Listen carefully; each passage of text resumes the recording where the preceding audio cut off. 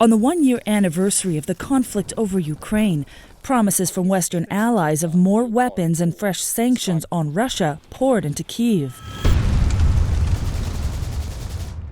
A day later, those promises were met by protests in the German capital against weapons delivery to the conflict zone and called for a push to negotiations with Moscow. Ja, ich bin natürlich hier, ein Zeichen für den Frieden zu setzen.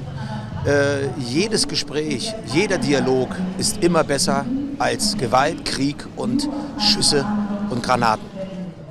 A month earlier, in a break from its post-Cold War pacifist past, Germany announced it would send Ukraine some of its most powerful tanks, a decision very much split amongst the German public.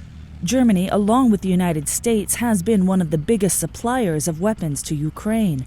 However, as the war rages on, more voices against such moves are emerging. During the recent security conference here in Munich, where world leaders and security experts vowed to intensify their support for Ukraine, thousands took to the streets in multiple anti-war protests across the city. There is growing concern about Moscow's interpretation of these weapons deliveries, fueling calls for talks with Putin. Sure, that fear is there that Russia is a massively nuclearly armed country, and for that reason alone, nobody wants to get into a war with Russia. But the fact of the matter is that Putin has made it perfectly clear that his ambitions are not necessarily limited to Ukraine. So the risk of Germany getting necessarily drawn in if Russia goes any further are substantial.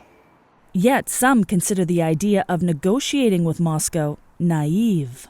About a year ago, there was, I think, a strong hope that if you pursue alternative diplomatic solutions, negotiated solutions, this could be over relatively quickly. And as time went on, it became clearer and clearer that Putin was completely unwilling and uninterested in a negotiated solution, at least anything that wouldn't involve essentially Ukraine giving up its political independence, which from a German point of view would be equally unacceptable. Not least because of a fear of what could come next. In a recent meeting with the Latvian Prime Minister, German Chancellor Olaf Scholz said it was Russia that needed to make the first steps towards peace. Russland hat die Ukraine angegriffen und Russland ist das Land, das jetzt einen Schritt gehen muss, etwas tun muss, damit ein Frieden auch möglich wird. Und das, was notwendig ist, ist der Rückzug von Truppen. While many across Europe would agree, the right approach to get Russia to withdraw those troops is up to increasing debate. Natalie, Carney, CGTN, Germany.